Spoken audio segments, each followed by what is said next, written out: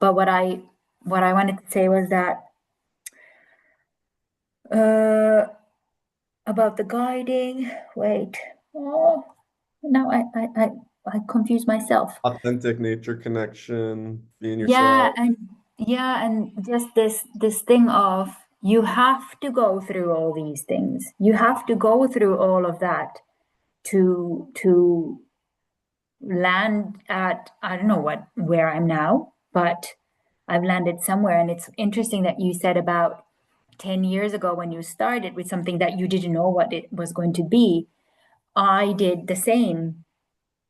In 2016, I was looking at what trainings are there. Like, this is not it. I can't be a user researcher anymore. This is not me. What is there? It has to be nature. And I looked at with some keywords, and I remember seeing ANFT training, but I thought, oh, that's too expensive. And it was predominantly in the US then. So I thought, this is out of the question. And then I saw something else that was way too woo woo for me. And then I found Forest Mind. I got trained in it, absolutely didn't figure out or did not understand what it was about because I had not yet landed in that place where click, click, click. And then only about 5 years later, 6, 7 years later, I started understanding what Forest Mind is about. And now I'm happy to do it. But I'm also thinking it's probably not the last thing that I will do. But for now, it's helping me in this is what I wanted to do. It's helping me in my journey because I am hell bent on supporting the guide's role in the process because it's not like, the doctor or the therapist comes and then there's a therapist and then there's the participant who that it's like one way thing. There's a process for the guide. The guide is absolutely getting something from that. Right. And and I think that there should be space for the guide to develop enormously. So it's like I say to the guides that I train, I say you should practice and fail miserably, Hmm. But like what all does the it mean time. to develop? What do you mean by that? Develop like well, just becoming more comfortable and then Hmm. not comfortable. But like in the beginning, you are absolutely like, oh my God, I forgot this, I forgot that, this kind of stuff. Yeah. But then to feel more comfortable is the development. But at the Yes. same, and then also being able to then trust that whatever it happens, you'll be okay. Right. It doesn't have to look like what you first had in mind. It might look like completely something different. But you know, you can trust that it's going to be okay. It's like a friend of mine who we created together this material for taking youth in institutions, like with different kinds of problems, taking them out into nature with their facilitators or their what the staff. And this friend, she said they went with this big plan. They're going to do this, this, and this, and this activity with this group. And so there were like 3, 4 different activities that they had planned. And in the end, what it came out to be was they climbed in the cherry trees and ate cherries. And that's it. That's perfect. And it was perfect. But Yep. yeah, Yeah, but that's really the central developmental thing about being a guide is yeah, just being completely improvisational and having that foundation of trust. I think that the hardest thing to trust is the participant. Like as I was training guides, I noticed like I think there's these three aspects of the trust. First is trusting yourself that, I can do this. I'll be fine. The second trust is actually trusting the forest. And, if it's not too woo-woo for you, it's kind of like, well, nature is operating upon individual people in its own way, and that you can't manipulate it or coerce it into being something that it's not. So you have to trust that the forest kind of has this process. You might call it magic or you might call it process, whatever. And then the third thing is trusting the participants that they are capable of having an incredible experience without you really doing very much. Like we tend to every other profession, maybe, well, not every, but most, it's like I'm getting paid to give you an experience. Mm. I'm operating on you somehow. And then that doesn't really trust that the people are going to have an organic experience unless I kind of push you into it. And so having the trust in the participant, I think, is the hardest part. That I don't know, well, culturally, I don't think we really grow up with a very strong notion of what it means to trust. We kind of, the way we are enculturated as children, like we don't trust children. Just the entire education system is predicated on like children are dumb and they need to be turned into good, smart people. There isn't this fundamental trust that, yeah, you're going to be fine. Like if I just am really hands off and I let you make decisions for yourself, people would say, no, that'll never work. That would never work. Kids will want to eat ice cream for breakfast, lunch, and dinner, and they won't want to learn anything. They'll just want to, screw around all day. And it's like, actually, they'll get sick of ice cream pretty fast. And the screwing around all day is actually a very important part of their process because they're learning to trust themselves, that I deserve to be trusted, that I can make good decisions for myself. So we carry that mindset forward and then we project that onto participants because the relationship between the guide and the participant echoes the relationship between the teacher and the student or the parent and the child. But it's like, I'm in charge. You're just here for me to do something for you, right? I'm the one controlling this. And I don't know, in my opinion, the work gets so much stronger when you just let go and you just let people eat cherries. Yeah, exactly. Yeah, that's it. Yeah, and also we don't, maybe there's also this, I don't know how to name it. Perhaps you both know this as well. Like when you don't really know if it has had an effect on you, Hmm. whatever it is, not necessarily just a forest, but anything. Is this having an effect on me? I don't feel terrible. Is that enough? Because it's so subtle and it's maybe so deep, or maybe you will only feel it in this afternoon. So it's like maybe we are so expecting there to be this like the light on Vitalia's Right. head moment, but it's actually just a very subtle something, and then in 2 weeks' time something goes, blip, you know, a piece finds of the right place, and then and maybe it's a very small piece that needs another experience to then make a difference. Absolutely. I mean, I fully believe that the forest bathing experience is a little bit like planting seeds in consciousness. At the end of the session, you don't know what happened really. I've gotten emails from people 6 months after one walk, just one walk. I saw them, they were a tourist. I never saw them again. And then, you get an email 6 months later and they say, it took me a while to figure it out, but that really changed everything. And that's really incredible. But for me personally, as a guide, I'm not really that invested in changing people. For me, that's not really the goal of the work. And for me, the goal is really this phenomenological experience of being, of just being present. Uh, I think humans have the most challenging consciousness because we're so wrapped up in our ego selves, or just this question that you pose about, like, did it have an effect on me?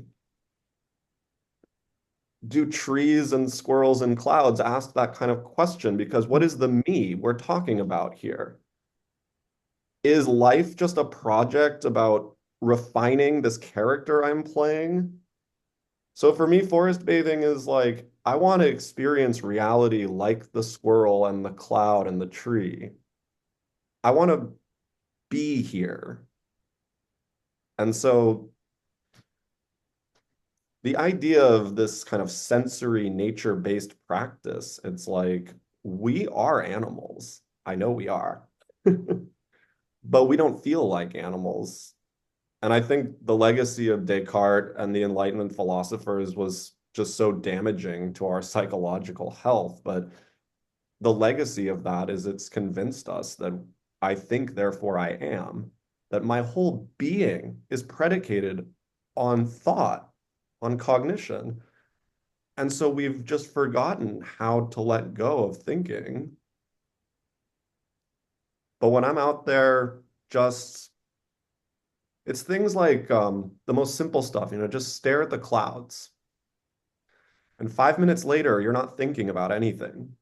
You're just actually here. And that's the thing that I find rewarding personally, is just not being me, just being this animal body for a little while. And I think that's, when we talk about the health benefit or whatever, that's where all the relaxation comes from.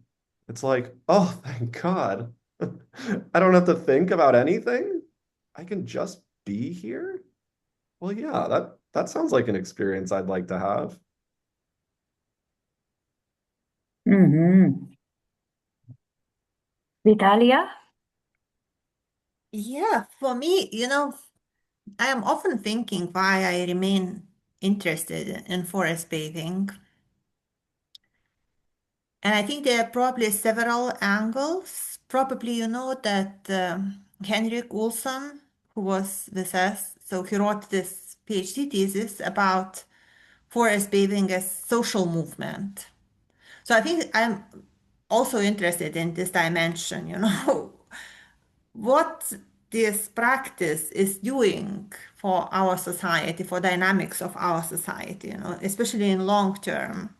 Does it affect somehow the way we perceive ourselves and forests in our, life and nature at large? And as nature, yeah, how, and I think what we talked a little bit even, yeah, when it enters into hospitals, into schools, into national parks, how it changes, people's experiences and people's lives. So this is one angle. I think other one is this community dimension that I am very interested and what I also experienced because yeah, I had this experience. Basically, we wanted to do local transdisciplinary research project here, focusing on this nature-based health practices, basically practices that promote health, like herbalism and forest bathing and gardening, horticulture therapy. Yeah, and yeah, we've been trying to map, and in the end, well, we didn't get financed after 2 years working together. But from this work, yeah, I had this I have still very precious relationship with this project evaluator who became forest therapy guide. And he went through training with Bernadette, you know, Hmm. and he had to do 16 walks, 16. 16, 4 walks every season. Wow. And he had like difficulty really to form group, Even he was Yep. not charging for these walks. He had difficulty to get like diverse, big enough group to move forward, and to do evaluations. Yeah, so we had this 1 year and a half. So in then because he continued also. So I was really going on regular basis with him. And I was very curious about who is coming, who is coming back. And I was really surprised because at some point I thought, oh, it's quite expensive. Maybe people cannot afford.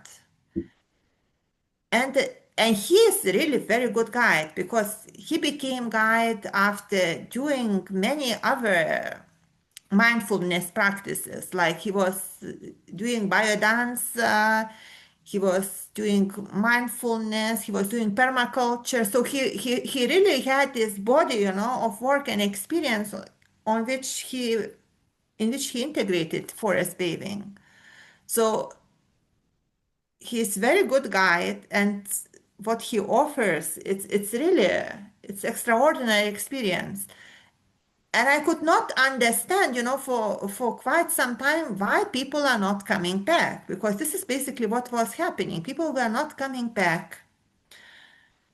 And I don't know, maybe I am wrong, but today I think from this, and what I also see in Belgium for several guides, that if there is no work, this community, this practice somehow, I don't know, something is not integrating.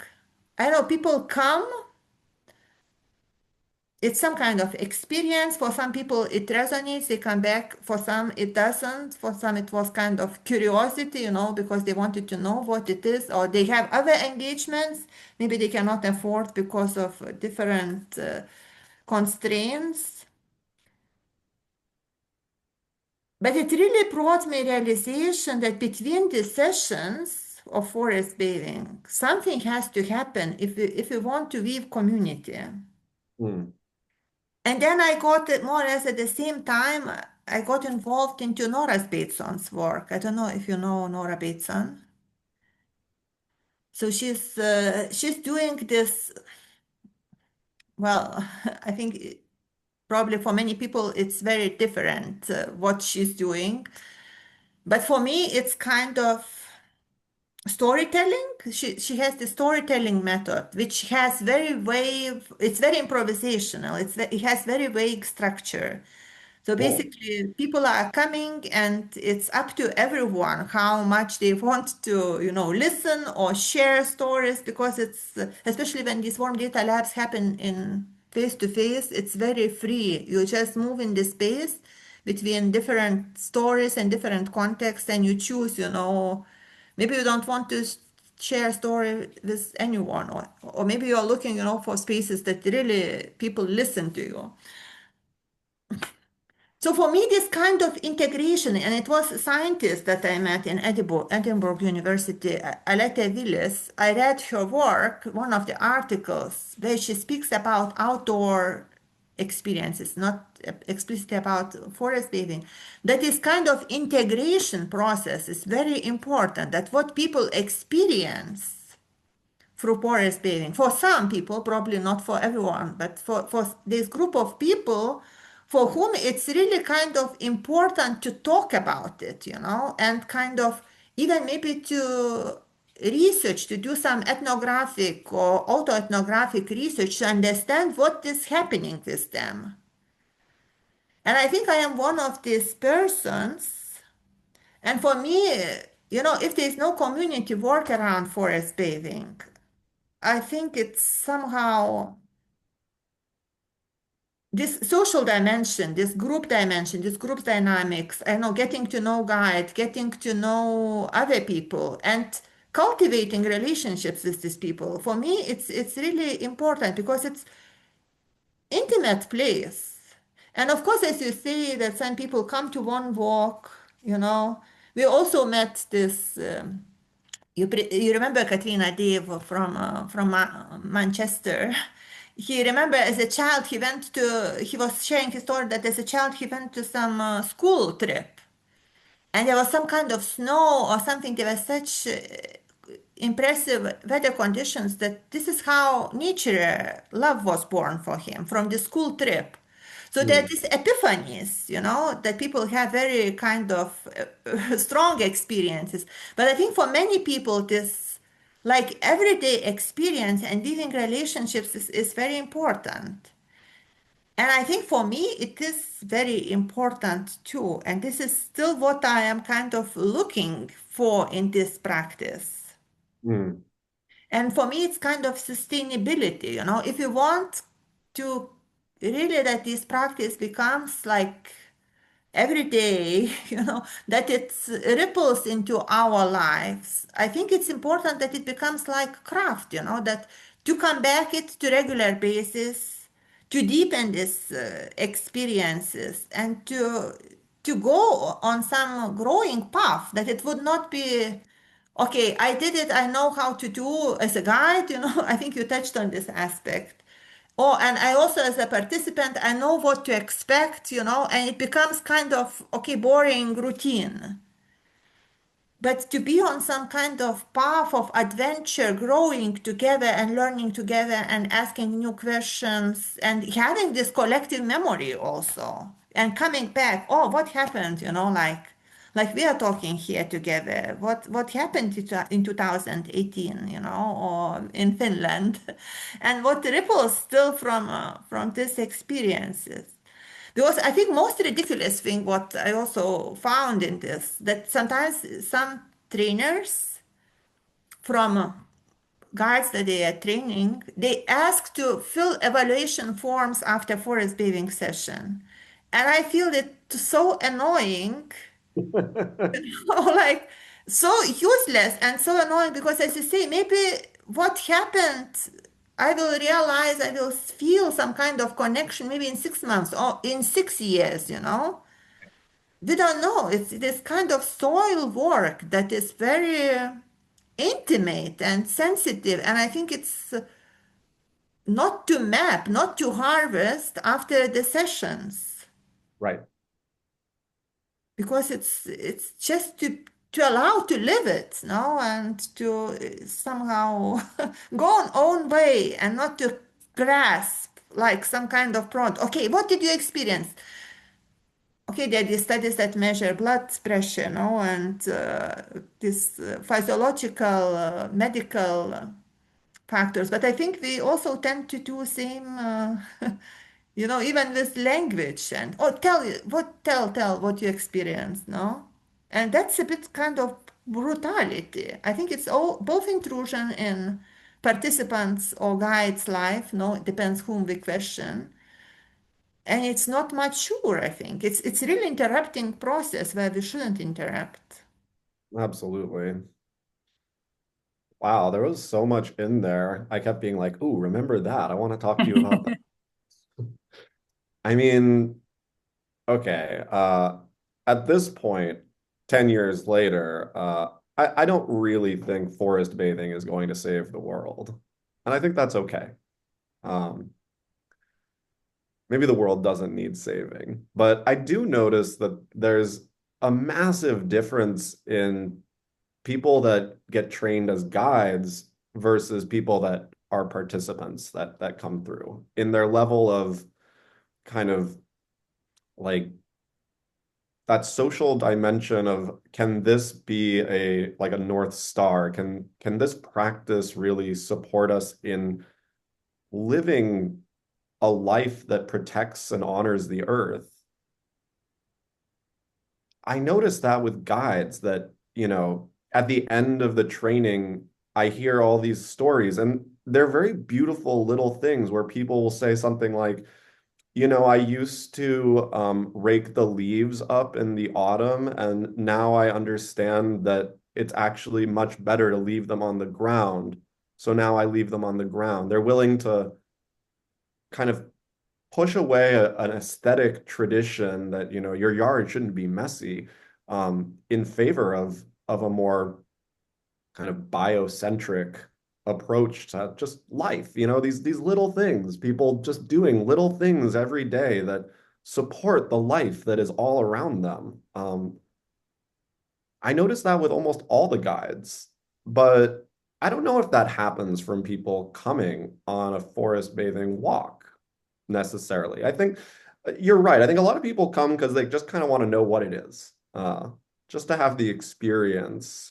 And the experience is perfectly nice. But I think one of the reasons we don't see people coming back is because forest bathing, you even nature connection, you can't be good at it. Like there's no improvement scale. So I think people like things like yoga because when you start studying yoga, you're not good at it. And then 2, 5, 10 years later, you can do all these amazing things and you can show your friends, hey, check this out. I can do this handstand. And it makes us feel good. There's kind of an ego reward of being good at something because it signals to people that you put a lot of energy and commitment and time into cultivating this level of skill. But looking at clouds is not like that, you know? Like it's culturally dissonant because we live in a culture that's all about self-improvement and, certificates and degrees and being good at stuff. And this is just not that, or at least for me, it's not. Um, we were talking before the recording a little bit about can you be good at this thing that is so simple? Is there a point of practicing in this kind of traditional sense? I would argue no. And when people come on my walk, when I do my introduction, I always tell people, you're all going to be great at this. You don't have to feel nervous about, will I be good at this? Because basically we're designed for this. Like we're evolved to do this very thing, which is just be here and to immerse ourselves in the sensory experience of our animal bodies. You don't need to learn, you don't need to read a book, you don't need to take a course, you don't need to do anything. And so I think people, they come on one forest bathing walk and they say, okay, I got it. They don't feel a lot of incentive to treat it like a practice where they're like, I'm going to come on a walk every week. Because why? For them, they don't see the value in that kind of practice. And all that being said, I think there are a lot of people in the world who have gone on one forest therapy walk. They may never come back to be guided, but they do carry a little bit forward with them where I think it's things with you hear people at the end of the walk say something like, I never knew that there were so many details that I was missing. So now when I go hiking, I'm gonna consciously slow down sometimes and smell things and look closely and listen. And yeah, they're still going hiking. It's not exactly forest bathing, but I think that's great. Just that little change. I think that's a massive triumph. Yeah. Can I just add there, Vitalija? Quickly, two things.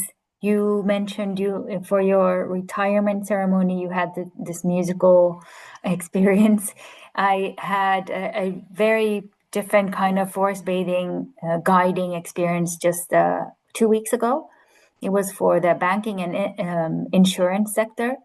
60 people.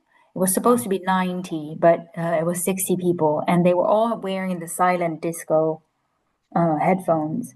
I And got I those. thought, I had never done this, but that's the reason why I went to try it. It was right in the middle of the center of Leuven, right next to the train station.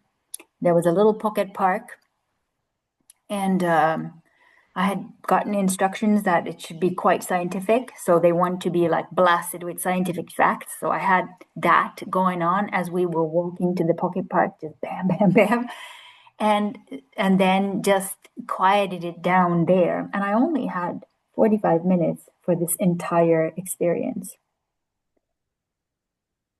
So yeah, nothing's gonna happen, right? They still liked it. I got the feedback after that one person who had come to the walk that actually now that right before I leave, before I step into my car, I'm actually paying attention to the smell of the wind or the air and the falling leaves. And I thought that's all it took. And maybe that will fade away when it's busy season and you don't Yeah. have the space in your head. You just really have to get into the car. But when there's more space again, maybe you'll notice that. Maybe you'll notice more things and then you'll just train yourself to notice more. So Right. Yeah, you never know what kind of impact you have. Right. Yeah. And I mean, this thing, it's kind of like I said, I don't think forest bathing is going to save the world, but like saving the world is kind of it's like an economic, political, and social idea. But what I'm talking about is really about the phenomenology of beauty. Can we, are we capable of really being in love with how beautiful this world is without needing to save it, without needing to change it? And I feel like that, we've talked a little bit about the forest bathing industry and capitalism, and there we understand people make decisions kind of emotionally. And so this is how politics and capitalism work, that you kind of scare people, and that motivates them to buy stuff or to take action, do stuff. This whole thing about saving the world is so fear-based. It's like everything is falling apart. We're all gonna die. The planet is ending. Um, I really like taking kind of this other approach to it, saying, the world is always filled with beauty. We're just not seeing it. We're just not witnessing it. And does witnessing it save the world? Probably not. I don't know, but it makes consciousness beautiful.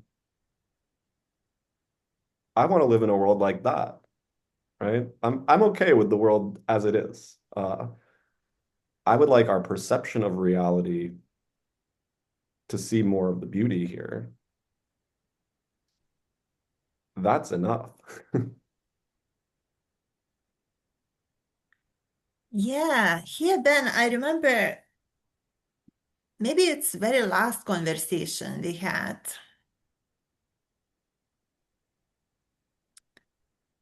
I think you already at that time mentioned about not trying to change the world, but embracing as world is. And I think through forest bathing, for me it's I don't know if I can be better at this, but this art of noticing. Maybe I am so conditioned and I lived so many years in this fast pace, faster, faster, faster, more, that I have to remind myself and to have some support again and again to slow down and to notice. Because through this forest bathing practice, I realized how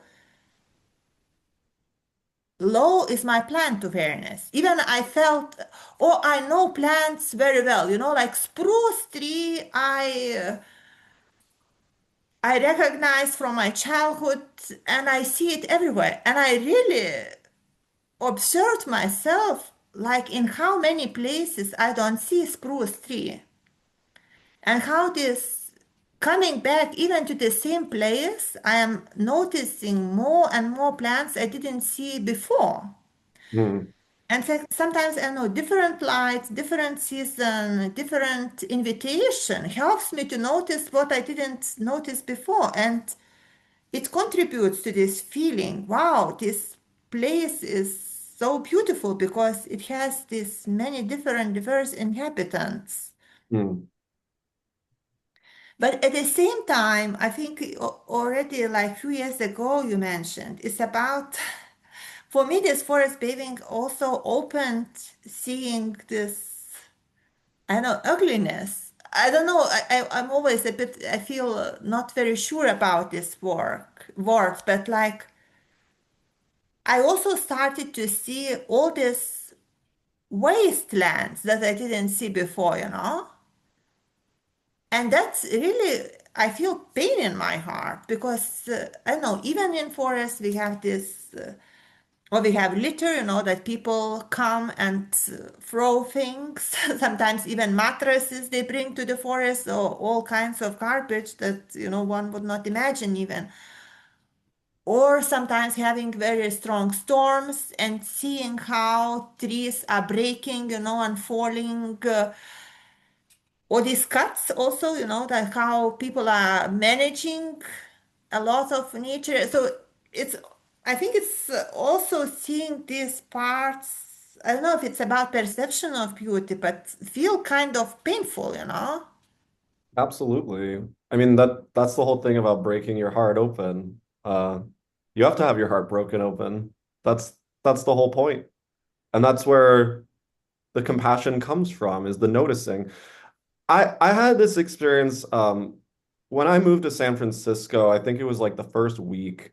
There's a park near my house, and a friend and I walked to the park. And on the way there, we walked by this guy who was unconscious, this homeless guy, just unconscious on the sidewalk in the full sun. And it was a hot day. And I said to my friend, if when we come back in an hour, this guy's still here, we should do something about this because he's just going to dehydrate to death. And so we went and we sat in the park. We came back. He's still there. I called some paramedics and I have a little bit of medical training, so I assisted them. But I said to my friend, how many people do you think walked by that human being who is actively dying and did nothing? How many people even saw him? People walk by this extreme suffering and it's like they have these blinders on, right? Like they don't even see it. That's the same feeling I have when I go and I'm always picking up trash in the forest. It's, I'm sure we all do this, right? It's very reflexive. I see trash, I pick it up, I put it in my backpack. Do other people notice the trash? Do they see it and say, that's not my problem? Someone else will deal with it. It's the same thing, right? We kind of were, how do you not notice? And so I think this thing about, as you say, noticing more, if you're noticing the ugliness more, that's also a benefit because that opens the possibility for you to actually do something good. I just because it flows right wonderfully to an experience I had a couple weeks ago again. It's been eventful time. So I went to a beach cleanup. My idea was to talk to the volunteers and to really get to know for another project on the coast to get to know why do they do this, or how do they experience the beach and the city and so on.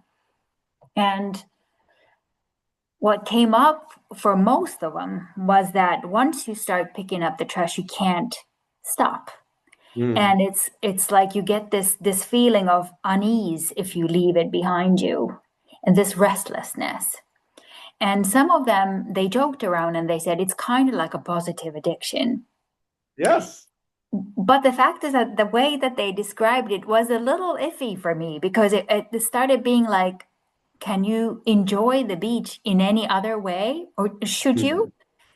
Or is this the only way you're going to be able to enjoy the beach from now Mm. on? That's a great point. But they also said, you know, when you have trouble at home or any worries or something, you just come to the beach, you hear the ocean, you feel the wind, and you're focused on the trash that you're picking, and you become really like laser focused. It really does amazing things. It's very meditative. Yes. So, yeah. Yeah, there's surely a benefit to it.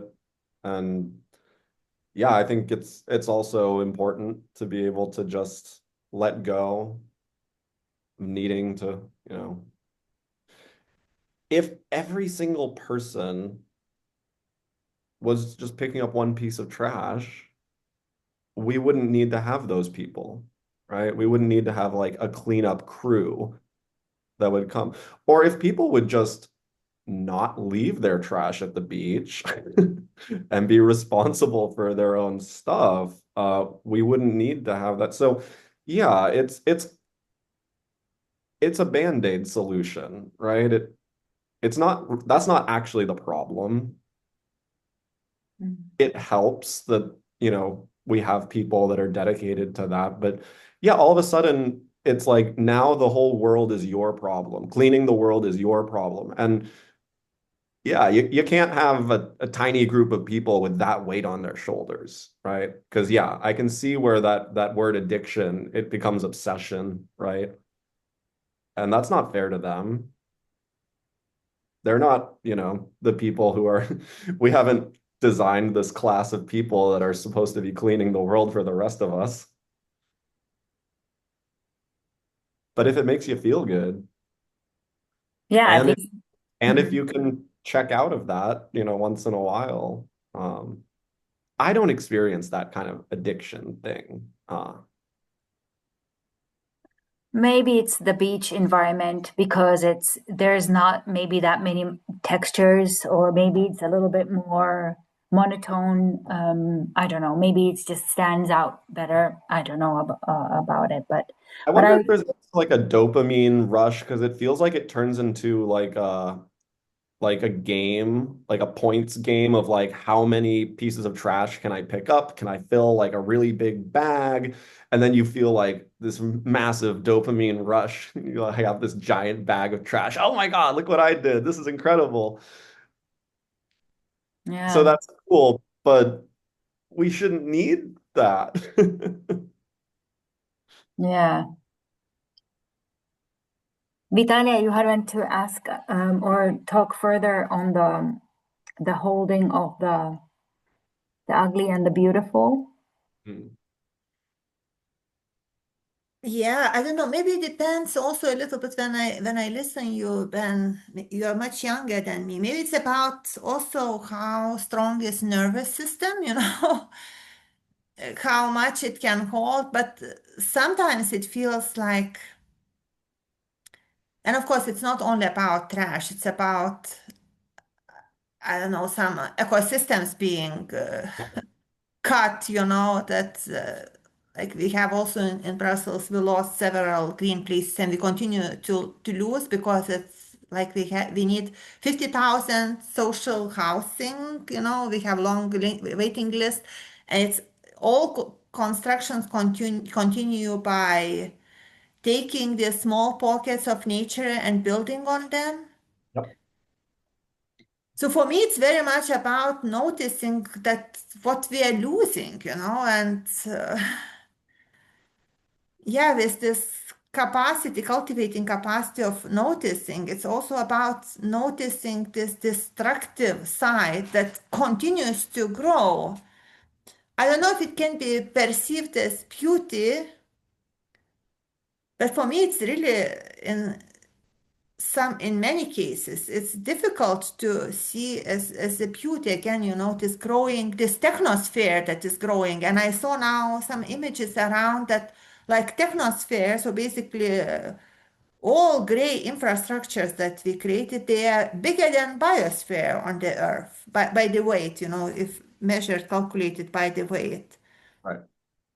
So for me, it feels really challenging, how to hold both, and also seeing like even in all this home environment, like everything I have, everything has several sides and perspectives. Like even book, this tree had to be cut somewhere to create this beautiful book. And I don't know, beautiful furniture too. Ideally, I think people probably would need some furniture, so they would choose some tree that they would transform into furniture and they would know. But there's all this kind of global trade, and no one is saying. I think if sometimes when I'm really honest, like there is no article in my surrounding that is not being linked to exploitation, or destruction of nature. So for me, this forest bathing, I think it contributes to this awareness that, yeah, every process contains many aspects. Absolutely. And how to move with that, especially when it grows up and up and up, with still growing humanity and this well-being, that like everyone wants to have own beautiful this and that and that, And even speaking about, computer and digitalization, or electrical clean energy, so-called, it's the same. So we have these electrical cars, but the mining of Yeah. Yeah. precious metals. So car is beautifully designed and maybe ecological and everything, but it's already seeing where it comes, what are costs of it, no? So I don't know if you experience this challenge, how to be with that, because it's a big sorrow also, no? Yeah. I don't know. I just cry, you know? Like what you say is all just fact that this is happening. This is the world we live in. And I don't really see any way out of that world. Maybe, we enter an extinction event. I do believe that the earth is fine at a macro level. Uh, I don't worry about the earth dying. We know that the earth can enter an ice age for, 200 million years and life resets itself and that a new reality comes out of that. So no matter what we do, I don't worry fundamentally about this planet. So what the grief is, I think, is really about the end of the human story. And I think for people with children, that's a much harder grief to process because they say, what kind of a world will my child live in? And what about my grandchildren and my great grandchildren? How will they live? Will they know what birdsong sounds like? Will they ever see a clean waterfall? Will they see primary forest? Will they know what that experience is like? And that's really hard to hold. It's very sad. But I think there's also, like this yin yang quality about the beauty and the ugliness that these things arise together. There is no reality where it's just beauty, and there's no reality where it's just ugly. You talk about building these houses, right? From our perspective outside, we see the ugly. But then I can imagine a moment where a couple moves into one of these houses with a baby and it's their first house and they're happy. And maybe they're gonna have a dog and they're gonna plant plants in the backyard. And there is this beauty that comes out of the ugly. And then, like everything, there's ugly that comes out of the beauty. I mean, it's like I think about my experience in the last 10 years and so much beauty and a lot of ugly too.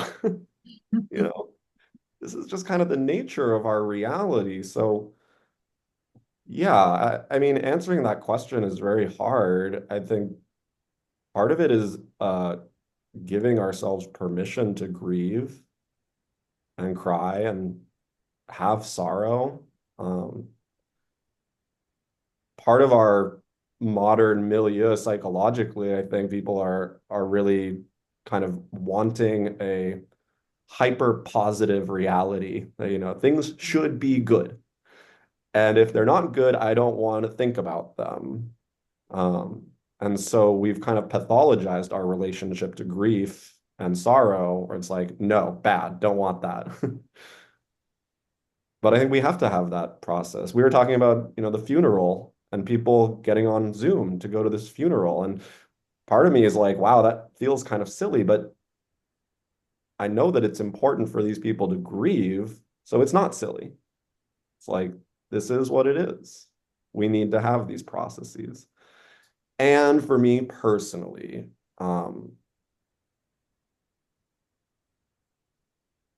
I guess the way I hold it is kind of with a sense of radical acceptance.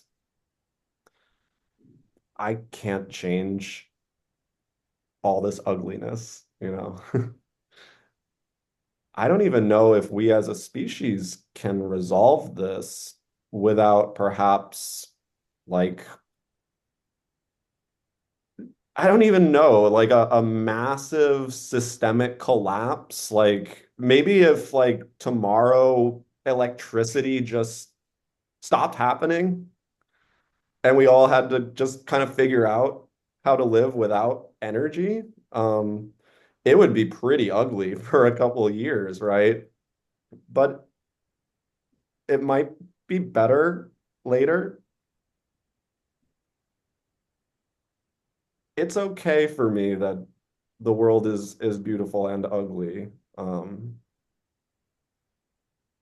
I guess I think of it like an unconditional love. And we talk about that phrase with people that you shouldn't, if you really love someone, you should love all of them. The good, the bad, and the ugly, right? So I guess from a kind of spiritual practice, philosophical practice angle, I just try to unconditionally love the world. That you don't have to be perfect for me to love you. And some days that's easier than others. Some days I do get really angry. Generally that's the emotional thing I experience when I'm confronted with how completely absurd the things we do as a species are. And a lot of it is the thing I get mad about is the stuff that it doesn't make sense. I go to the grocery store sometimes and you can buy like a watermelon or a cantaloupe, the whole fruit. It has like a protective layer on it. It's biologically part of the fruit, right? Or you can buy the watermelon cut up into little, chunks and it's in a big plastic carton. And it's that kind of thing that I get somehow kind of angry about this because why can't you just cut up your own damn watermelon? Is this justified, right? You see a plane take off and there's one person on it, these private jets, stuff like one person for that amount of energy. There are all these things where it's like, I don't expect us to never get on an airplane again, but can't we work out a system where it doesn't have this level of absurdity? And so I just have to laugh about it. That's I was telling you before that I think getting a divorce, you need to have a good sense of humor. Yes, you do. And dating, you have to have a good sense of humor too, because it's Thank a you. lot of rejection, it's a lot of pain, and this is how we survive, or at least this is how I survive. It's funny because I've had exactly the same or similar conversations today already before, and I was playing with the idea of just human laziness, laziness of doing certain things or just facing the, or maybe it's not lazy, maybe it's cowardice again, uh, not wanting to meet certain kind of uncomfortable feelings. And for example, I'm trying to tie in some of the things that we talked about. So in nowadays, when you go to on the Flemish side of Belgium to the parks, the public parks and forests, they don't have trash cans there because they want people to take their own trash with them, which is great, but it does not happen often because we're lazy. We don't want to. I even found myself feeling like, oh, I don't want to take this yogurt, can that I had hoped to throw it out. And now I have to take it all the way upstairs to my garbage. And I thought, oh, come on. Are you seriously finding this? But imagine that this is me with a little can of yogurt. But it's a beautiful example of how you can just blow this up. And this is what we do. We don't want to go through the trouble. And it's the same thing as with everything, all the consumption. I have been kind of obsessed now with the horses that are around my house. In the neighborhood, there are a lot of solo horses on the pastures, and these are animals that need to be in a group. So I'm thinking the people are probably like enjoying the scene of the forest and the pasture, but they are not really connecting with the agony of that animal that is suffering alone there. And so then, yeah, that's one thing. And then I'm trying to get to the point. Also, yesterday I was spending the day in the city of Ghent with my children. We went to the museum, we went to eat something, and then we went to a bunch of flea markets. And we found something small for everyone. And I asked them afterwards, I said, is that okay for you guys that we buy most of our stuff from the flea market? And they both looked at me like, what is this question? And because sometimes as a mother, single mother, you think, I want to give my children everything, but I can't because of single mother. And but then I thought how it is exactly the best way to buy those recycled clothes, to have that animal happy until the end of their life. But we don't want to do that because we consume to feel better about something, the dopamine hit. Or that horse is way too much trouble already now, or that pony or the dog or whatever animal. So it's like that is the problem, the short-sightedness of our actions, no? Like Yeah, we do them right now because it serves me, and there's yes. the disconnection from the consequence. So, did you see this show called The Good Place? I've heard about it. I haven't watched it.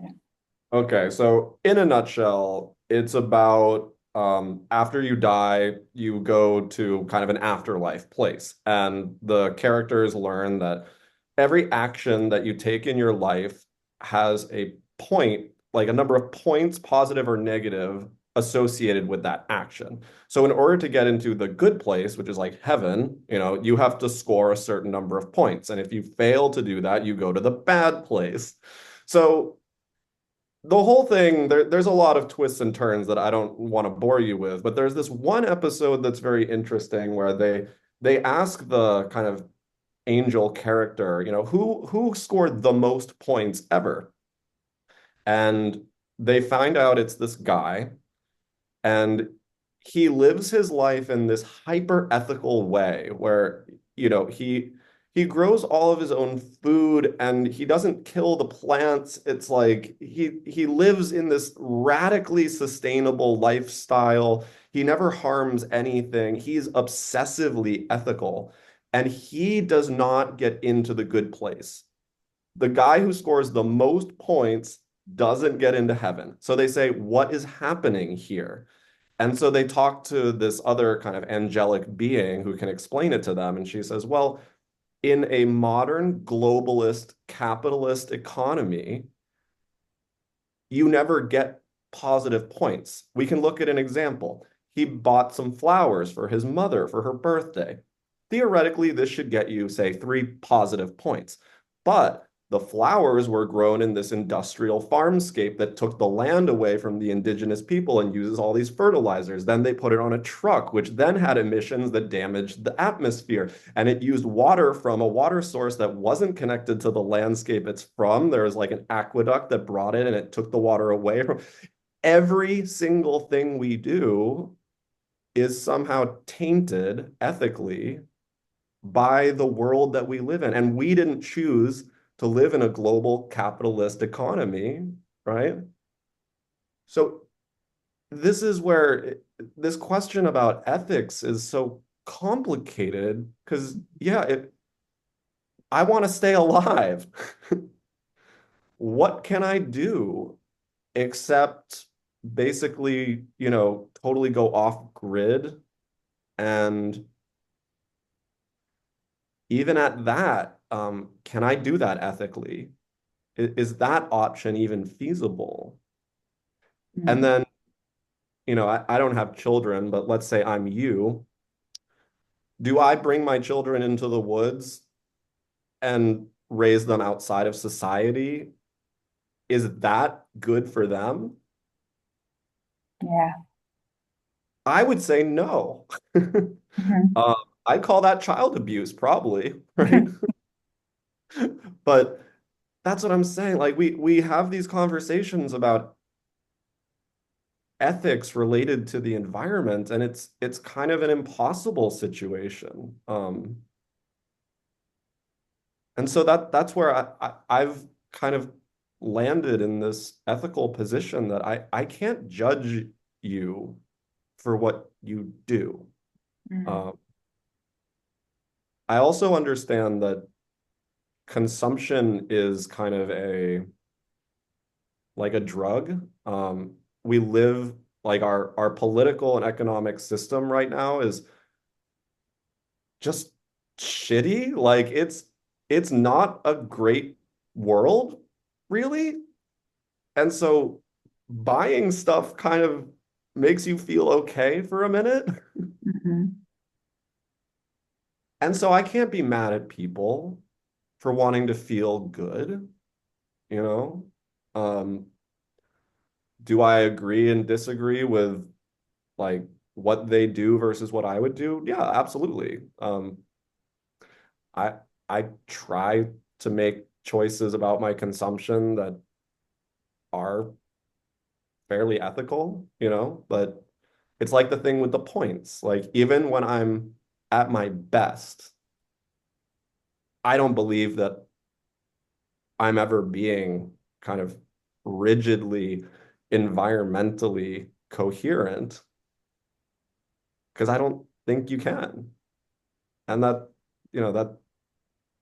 spiritually, it's like you kind of have to have a strong sense of compassion for yourself and for all people. I think about the rapid industrialization of India and China, and Western countries like to point the finger and say, these countries, their emissions are really bad. They're ruining the biosphere. But can you get mad at people for wanting to climb out of poverty?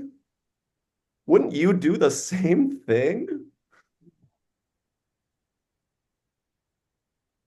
So yeah, there's a lot of kind of ego when I think we have these conversations about environmental ethics. Being environmental is a privilege, right? It's only accessible to the privileged elite globally to even think about this. Most people are literally just trying to survive. Vitalija, what's coming up? Yeah, so how do you see this book that you mentioned that every child should have? How this book enters into this landscape that we just walked through?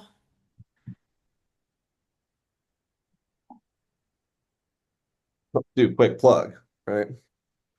Wow. So the book, we kind of touched on this earlier, but it's really about being here, about actually seeing the world. I want to show you just this one little bit. Okay. So there's like a small narrative arc. It's basically like this guy's childhood where he's very aware of everything around him. He notices all the things. And this is a lot from my childhood experience. I remember driving in the car with my parents and watching the rain on the windows kind of streaking and those little drops of water kind of waving down the glass. I remember watching that for hours. I remember staring at the wallpaper at my parents' house. I didn't have a phone, so what do you have to look at? The world. You just engage.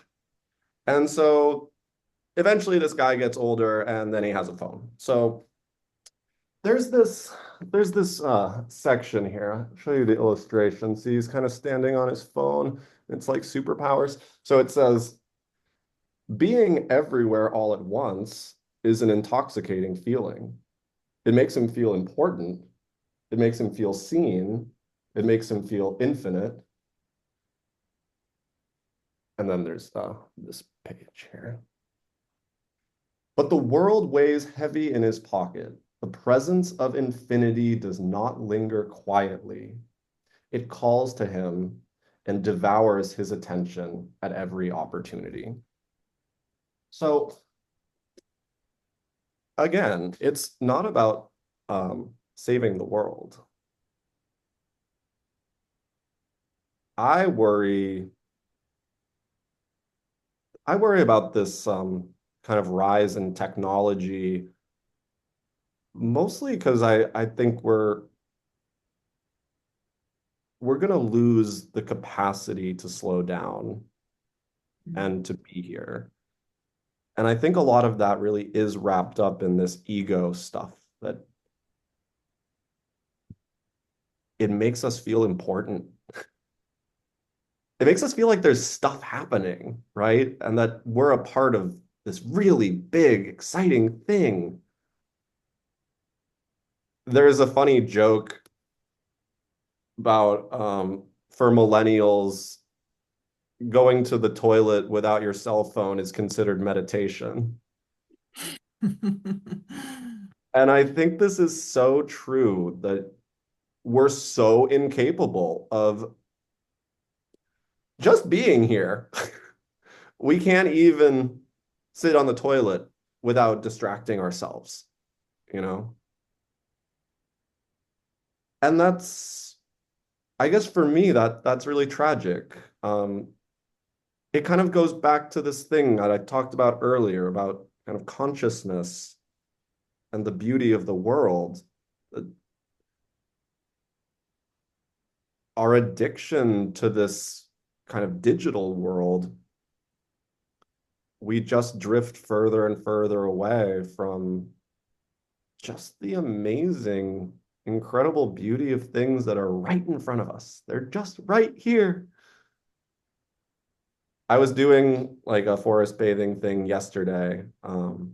It was like a small session in a sequence of sessions by different facilitators, and there were stations, and they were each different senses. So I had the sense of smell, and I kind of opened by just telling people, you know, the incredible thing about smells is that they're hidden. Um, it's not like sounds and sight things where, you know, you can stand right here and hear the crows and see the trees. Like you don't really need to go searching for sounds and sights. But smells, you actually have to search, you have to engage, you have to rub the leaves and, you know, dig into the soil. And my favorite thing getting people to do experiences like this, and this applies to forest bathing at large, is when people are shocked about, oh my God, I forgot what grass smells like. Wow, this soil smells incredible. You look at a tree or a plant and your brain says, oh, that looks like it's going to be really hard. The texture looks hard. And then you touch it and it's really soft. And it's like there's all this incredible experience that's just right here. But most people are just walking by on their phone, or they're listening to their music, or they're on a phone call, or they're on Instagram, or they're looking for something on eBay, or whatever it is, you know. They've got a million notifications. Every time it's like you finish doing something on your phone, you put it in your pocket, it's like bing, bing, bing, bing, bing. You have 5 new notifications. They designed this like a slot machine, right? Like it's supposed to be addictive, and it is. It's incredibly addictive. So I'm really grateful that I grew up at a time when the world didn't have cell phones. You asked me about sorrow. that's something I do feel an incredible sense of sorrow about. Despite the fact that I don't have children personally, I founded a school. I've worked with a lot of young people, and it makes me cry. Um, I just I feel really sad that they're so connected to this kind of false reality. And that false reality is really dangerous. There's a lot of good stuff out there, don't get me wrong, but it's a dangerous space too. And probably the biggest danger is how addictive it is. So yeah, the idea of the book is that yeah, there's a world in your pocket, but there's a whole other world out here. You might be missing something. And yeah, if we can just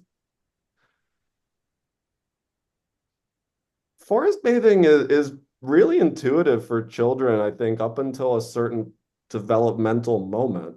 Um, the thing I did yesterday, I gave people these little cups, little paper cup, and I had them grab like a little stick. And this is one of Vix's invitations from New Zealand. She calls it perfume potions. Just, find things, smell them, put them in the cup, and then kind of muddle it. And there were some children on this experience yesterday, and they were masterful. They were so into it, and they let me smell and it was complex. It was really like, wow. And then there were some adults that they came back and they said, wow, that was really fun. Like that made me feel like a kid again. That was something I would have done as a kid. But I'd say at least 50% of the people put like one thing in the cup and then just looked at their phone for the rest of the time. Mm. There wasn't this sense of curiosity. And maybe what I'm saying is, developmentally, curiosity does not need to be taught. It is a natural capacity of the human consciousness, but it can be stunted or maybe even destroyed. And maybe this has a lot to do with that. Maybe we're not very curious because we have infinity in our pockets. It's like this thing where you remember before the internet when you had a question about something and you would just live with that question, maybe forever. They're just, you could ask your parents, or maybe there's like a smart adult in your life you could ask, or maybe there's something in an encyclopedia. But really good questions, you're just on your own. You have to live with that curiosity. Now we kind of have engineered a way to what's the point of being curious about anything? I'll just figure it out like that. Quick fix, quick solution. And But then mm, where do we go from there? yeah, so it's the not being able to sort of live with the unknown as well, because it's somewhere there and it's actually the absolute truth that is the answer. And then the questioning stops there, basically. So yeah, there's a depth that we're missing, or Hmm. we're missing maybe some emotions. But what I wanted to say there is that within the short time that we've had the smartphones, though, now we are noticing it. A lot of people are pulling the alarm bells, and Australia is one of the first ones to ban social media from the youth. Finland is also going that way now. I heard from my mom, so I don't know how trustworthy this is, but in the olden days, this would have been this source. So, so I think we have some sort of, because it's very lively conversation around the topic, but obviously we also have the developers and the corporations who want us to stay addicted. But what I wanted to maybe start closing this wonderful conversation, but I wanted to just share something. Remember at the 2018 IFTDays, we had the Finnish couple. Marco and Adela, whose both of their last names are trees. Little alder and little lepidin and what's the other one? Anyway, a willow and an alder. Okay. And so they have written a bunch of books, and I just caught something on their Instagram just yesterday, and we went into this conversation. So that's a good thing about social media. Yes. And they said, and I'm translating, the Instagram is translating, and it says,